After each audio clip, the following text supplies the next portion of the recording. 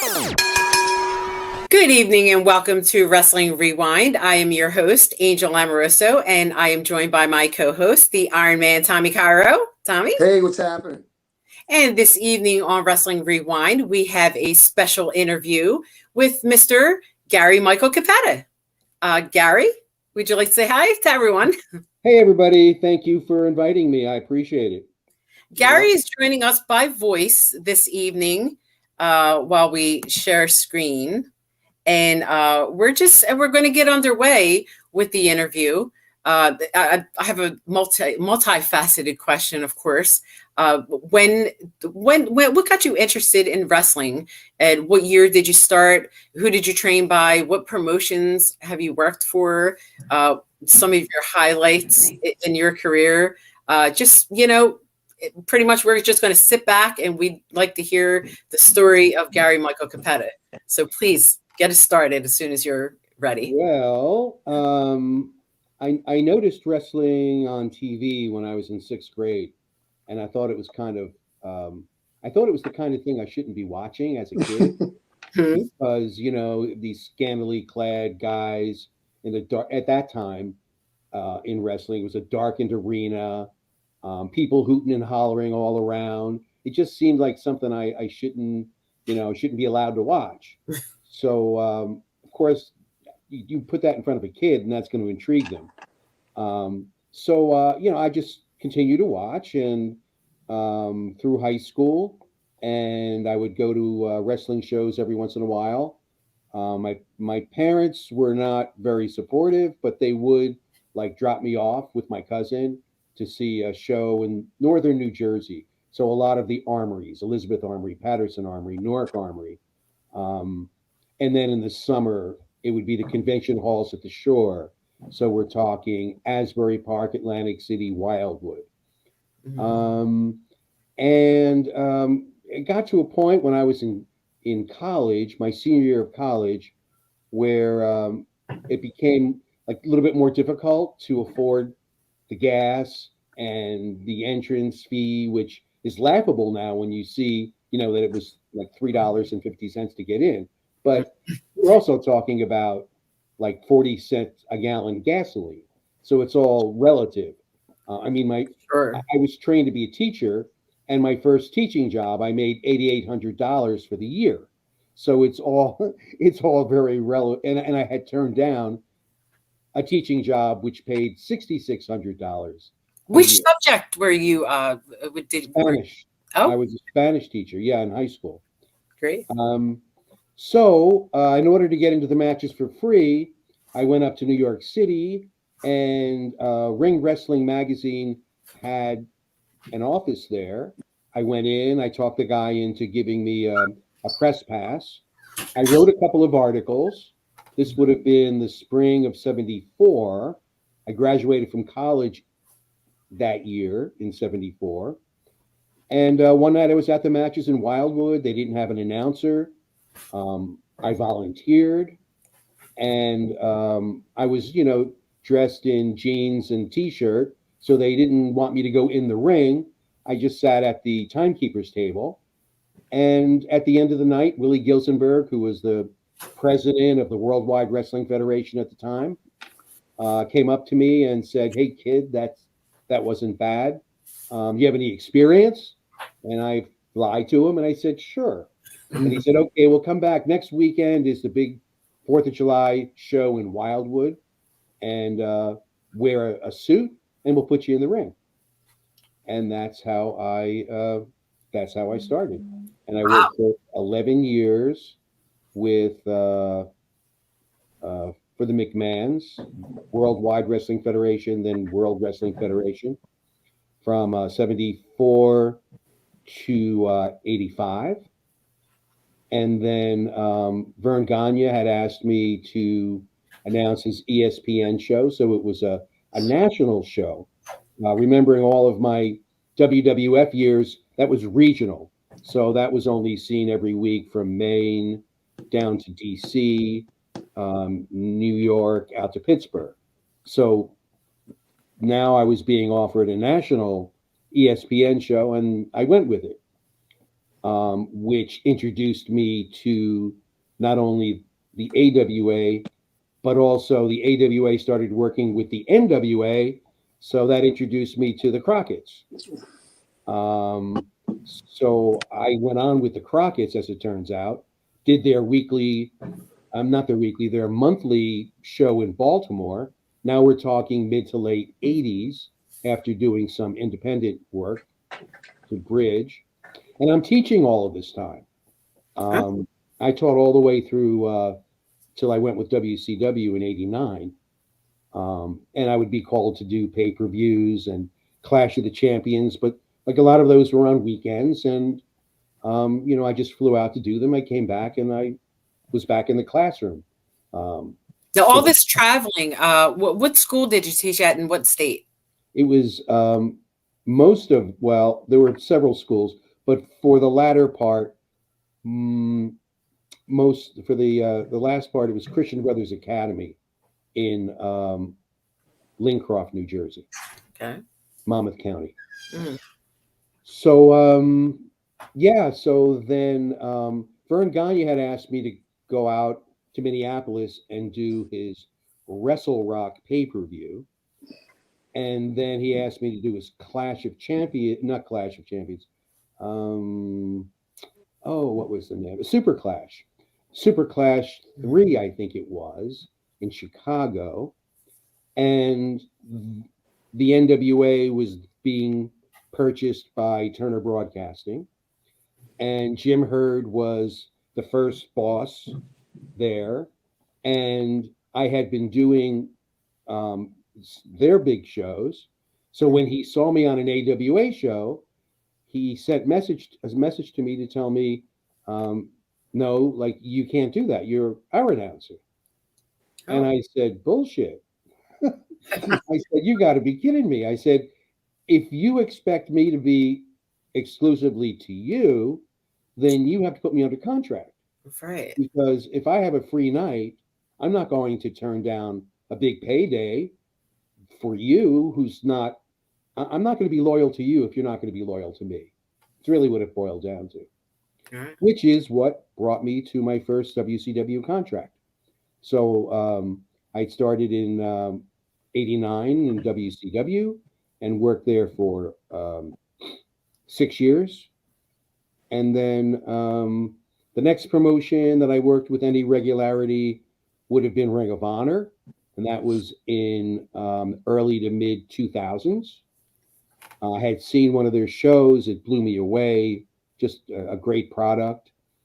And I had given Gabe Sapolsky, who was in charge of everything there, I gave him a call and I complimented him on the product. And I said, if there's any way I can, be of any assistance, let me know. It doesn't have to be in front of the camera in any manner. The only thing I won't do, I won't ring announce.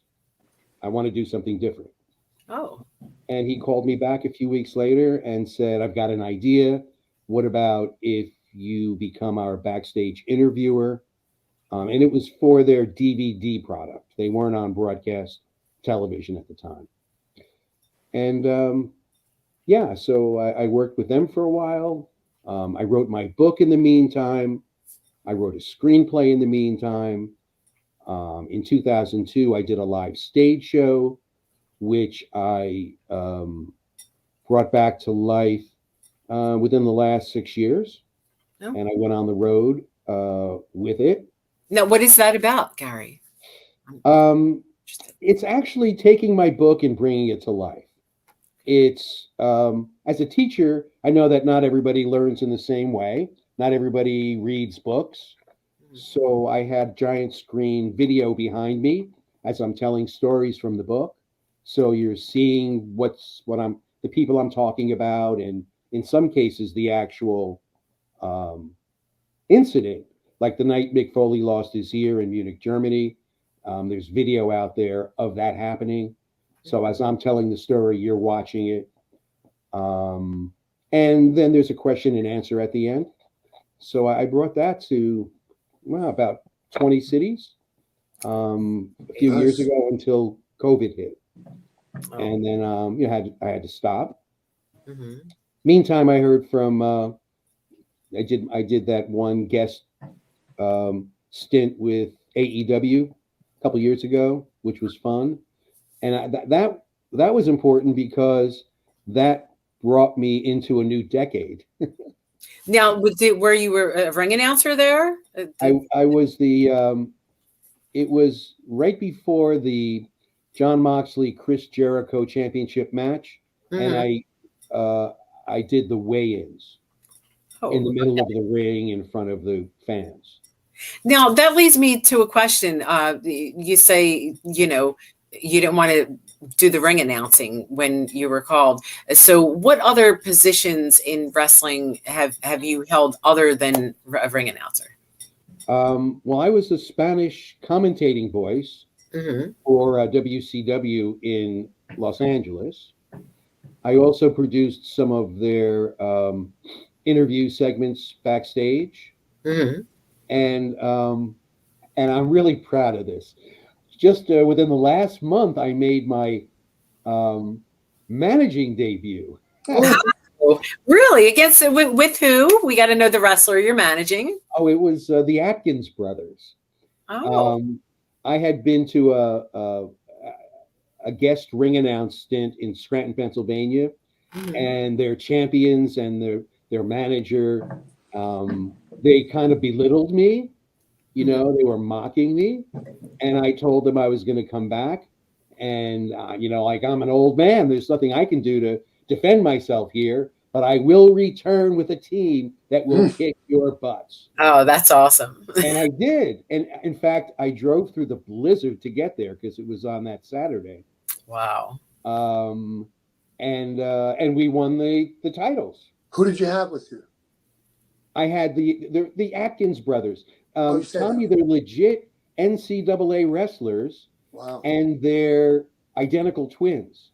Oh, you know what? That's my favorite thing when I see twins in wrestling. It's just it's an that little bit of extra it gives the show. I love it. I love Well, twins. what I thought of immediately years ago, whether it was the Killer Bees Hmm. or whether it was the Executioners, if you had a masked team, they did the switcheroo. Yes, Well, you can do the same thing with identical twins. Exactly. exactly You don't need masks right. We use them to face. It's the best way. and just confuse the referee. It was wonderful. Yes, yes, I love it. So So did you that do any brings you more up to after that? date. Excuse me? Did you manage any more after that? No, that just happened a few weeks ago, and Oh, it was okay. out of necessity because I had to defend my honor, Tommy. I had to Sure. defend my honor. But Absolutely. you might have to continue to defend your honor and maybe make a few more appearances, Well, right? if there are teams out there that need some guidance, they know where to find GMC. Beautiful. So, Tommy, did you have? I know you had some Yeah, questions for yeah. Gary. Well, if I wasn't so crippled, I could be part of that crew. But that's a That would that's be done. I'm interesting. done. So I guess what I really wanted to ask you is that what was the reason that you picked, and that was that your first choice to be a ring announcer, or at the beginning did you consider anything else, or would you have considered anything else? Well, physically, I couldn't be a wrestler. I'm not an athlete. Right. Referees, from my viewpoint at that time as a fan, they were always dissed and they were always abused. So I thought, I don't want that. Right. So there wasn't much left, from what I could see, and I really didn't try too hard. I really didn't go after the job. It was just this one night they didn't have an announcer, and I just thought, well, I can do that. Yeah. I gotta say for a second, I know Tommy, and I asked if you had any Yeah. questions, No problem. but in your time, Gary, you say you didn't want to get physical. You didn't want to be a wrestler because you didn't get physical, but it got physical even with you being a ring announcer. Yeah, Yeah. maybe Yeah. want to get into some of that. Like, how did Well, you feel being like chased after and shaken up and all that? That like Tommy. yeah. Like this is what I remember. Um, Sometimes you were cut short, Mm, or you made the announcement, but you had not yet cleared the ring. by the time the heels were in there and it got crazy, was any of that ever discussed beforehand, or was that just an ad lib on the workers' part, and you had to be ready for anything and bail out? Yeah, it was all impromptu. And I never knew what was going on, and it was Wow. better that way. It was Mhm. better that way because everything was more Natural. natural. Yeah, Yes. right, and I reacted seriously.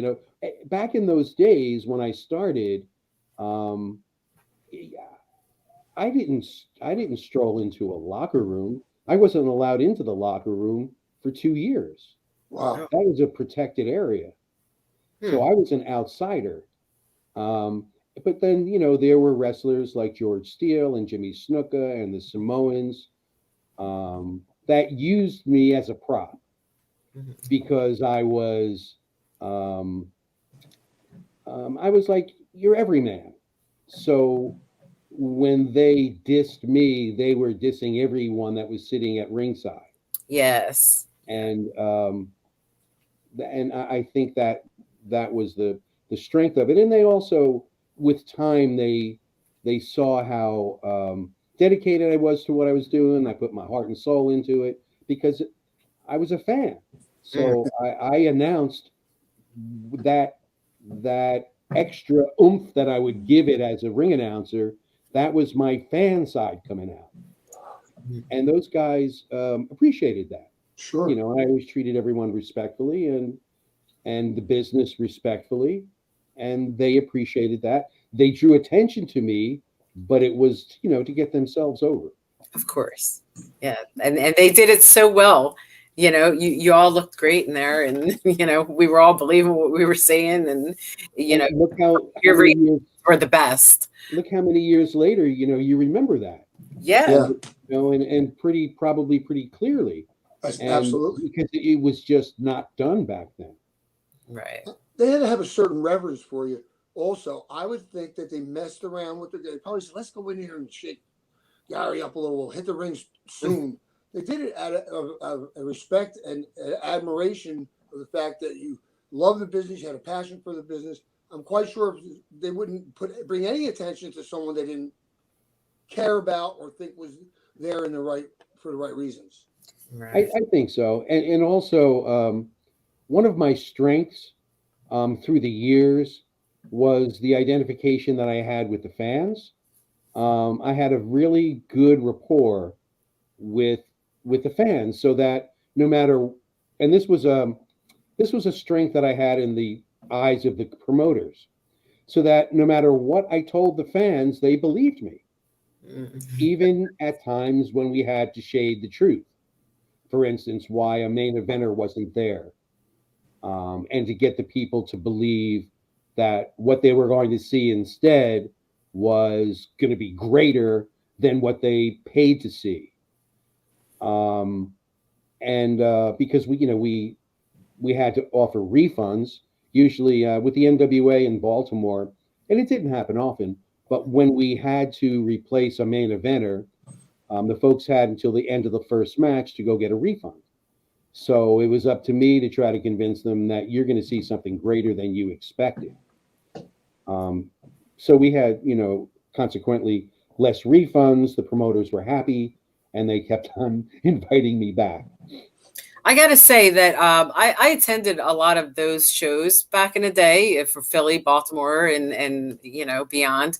And I really always looked forward to seeing you as the ring announcer, opposed to other people they had in and out at the time.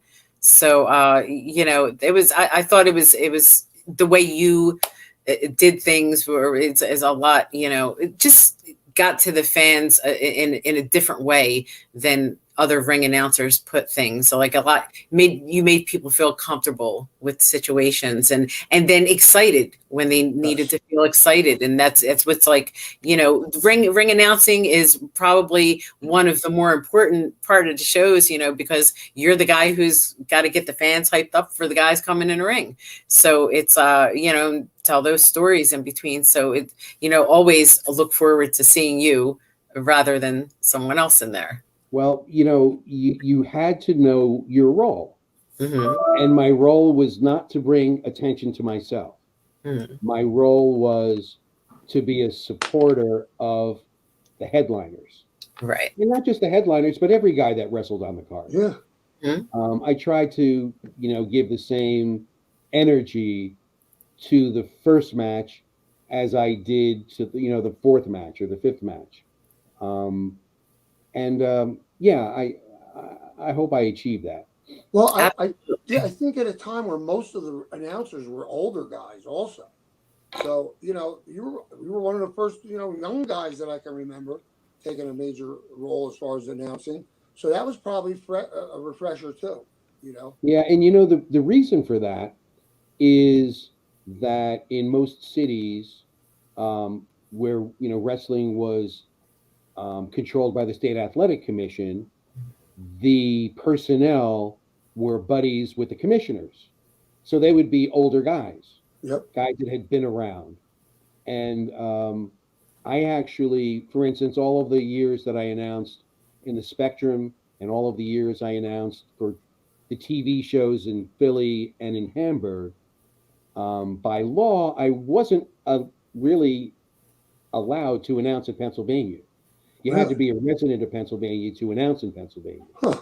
Oh, But the McMahons wanted me to do it, so they would pay off the commissioner, and nice. and the agreement was just so our ring announcer got a payday. Mm, So they would pay him what he would usually get, and then they would bring me in and pay me. wow. And like for Spectrum shows, I would decide which matches the commission announcer would introduce, and I would give him his matches, and everybody would be happy because everybody would go home paid. Fantastic. Uh, Now, Tommy, I know you had some other questions. well, basically, what like I know mine, and we would be remiss if we didn't talk about the fact that Gary and I know each other since I was a young guy. Um, Yes. and I would be interested to hear in a quick or whatever amount of time it takes you to explain that because I know what I would say, but I wanted to know what uh, I you know, your can end. tell you what I remember, and you'll probably correct me. Okay. Okay. I think the first time I saw you was in West Orange, New Jersey, at South Mountain Arena, Yes. and you were helping and setting up the chairs, those Okay. old, heavy wooden chairs Yep. at ringside. Every year in January, WWF held a benefit for the Unico, which is an Italian organization, in West Orange. And most times, Bruno Sammartino was brought in to wrestle. And I don't know how it was that we got talking. And now this was obviously way before internet or whatever. So I don't know, maybe you gave me your number or something. And I do remember, well, correct me if I'm wrong, but did I brought you to a show after that. I sort of remember picking you up. Was it at Belleville High School? Yes. And you came to the show with me. Yep. I remember. I don't remember where we went, and I don't remember anything past that. And then I Okay. remember our association during your bodybuilding years, your competitive years. Yep. And did you come to Seaside to help me Yes. out with the benefit? It was it muscular dystrophy? I think so. It might have I, been. yes, and I posed, made an exhibition posing, and spoke to the people, and yes, it was awesome. I was So happy to those are do the it. highlights of my memories of our history. Okay, so I'll give Fill you me mine. in. You met me prior to that at Belleville High School. I was on my bicycle, about 14 years old, and of course, I knew that the show was in town, which meant I was going to be hanging around from 5:30, 6 o'clock to see if I could get a glimpse of backstage. And I met you. We spoke, and you said, "Come back at 7 o'clock. Come by this back door." And I did, and you let me in. That was my first introduction to you. I didn't remember this until you said it about me taking a ride with you to the show. But then We didn't see each other for a number of years. The next time you saw me, I had to be almost 100 pounds heavier on your pier where Teddy had his little wrestling school. And you had the little apartment upstairs, across from the pier. And while I was training there, Tom Fernini showed up and said, "Kid, come over here. I want you to be in East Lyme, Connecticut." It was like a month away or whatever. And I'm like, "For what?" He says, "What do you mean for what? To wrestle." I said, "I'm still training." He goes, "You'll be fine." Now I had no gear. I had no way to get gear, and I really didn't have the money. Gary, generous as he is, pulled out $100 bill, gave me the address to B&A Boot Shop in Paris, Arkansas, and said, "Send this to them and trace your foot on a piece of paper and order your boots." So that's what I did. I also procured the number for K&H and also for the pictures. So I was training on his parents, his peer. And that's what I remember the most was, this guy helped me out. I didn't have $100 for boots. I didn't know where to get them, and I didn't know if I'd get them in time. The boots came a day or so before the show. So I was in full gear, and went up and did my first show. But the most I remember was that, Gary was very much available. If I said I was coming, I would be in the area. I remember coming down with a girlfriend. We visited him at his house in Seaside Park. And he was just one of those easygoing guys. And, if I needed help, I knew he was there. And it was just a pleasure to meet him. And those are some fond memories I have in the beginning. So I would always, thank you for that, because you were just an easy guy to talk to, and you've seen a guy like me that doing the same thing you did, going to the matches, all those places. I've been to all of them, traveled to all those little Newark Armory. At 10 years old, I saw my first match. So it's a parallel a little bit on, the beginning part. So it's always been a pleasure, and you're one of my favorite people I ever met in the business. Yeah, but Tommy, like that wouldn't have happened if I didn't recognize a spark in you. Yes. Like that's not something that I do on a weekly basis. I felt that. So I recognized. Well, first off, you were training, and you were training hard, and I know how much Who did we lose? dedication We that lost takes. somebody. Was that? Did we lose you, Gary? I know how much dedication that takes. So I heard a you phone weren't ringing. you weren't the typical person that I would have come by at that point.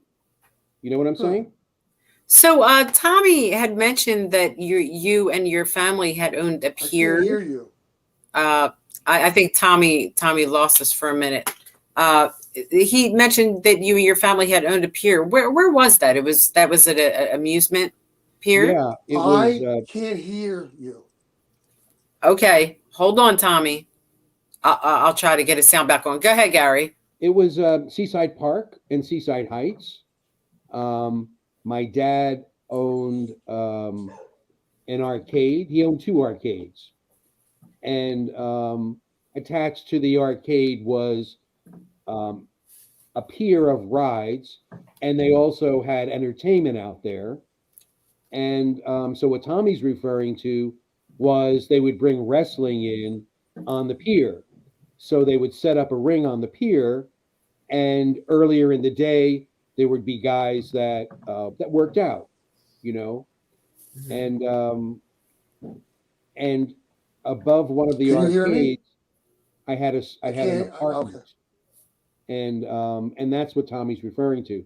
I had an apartment over the ocean on top of the arcade. So yeah, my family was involved for years, and I still do own property over there. Oh, okay. That's interesting. Tommy has unfortunately lost us on a microphone, Gary. I can't hear. I know, Tommy. So But we can hear him. yeah, we can hear you, Tommy. So it's as we wrap this up, unfortunately, because Tommy can't hear us. What were some of the highlights of your career? And you're still working as a manager, so you're still at it. Yeah, I still go out to do mostly guest ring announce. Mhm. Um, I'll go out and do the main event of a show. I was in Wisconsin a couple weeks ago. I still do conventions. Mhm. I'll be at the 80s wrestling convention in Morristown, New Jersey, first weekend in May. And I still just go out to indie shows just to get my wrestling fix, to enjoy a show and to scout talent. Yeah. So I still dabble Mhm. in it. My Facebook page is really hot. It's really successful. Where I share a lot of Gary memories. Michael Cappetta at Facebook Excuse me. is that just Gary Michael Cappetta at Facebook, or is it a particular name that you have it under? It is my initials, GMC, the Mhm. number four real, GMC for That's real. awesome. And on Thanks for telling me that story. Twitter, it's just Gary Cappetta. And on Instagram, it's Gary Cappetta. So it's just a lot of people, they just love to see and to hear about the old school wrestling. Yes. So I post every day, and the following has just been amazing. And I have a Facebook store there if you want to get like T-shirts or my book or my trading card, all kinds of things. Now, what is the title of your book? It's Body Slams: Memoirs of a Wrestling Pitchman. Mhm. Okay, and do you have any other links other than Facebook? Do you have like YouTubes or anything that you would like to put out there for people to I get in do touch? have now that you mention, I do have a YouTube Mhm. channel. It's once again just Gary Cappetta, Mhm. and I have playlists of my work in WWF, playlist WCW, playlist for NWA, for AWA, for some of the weird things that happened to me in the ring. I just categorize so that folks that go to the page can pop up whatever interests them. That's awesome. Listen, Gary, I'd love to have you back when Tommy can understand and we can hear him.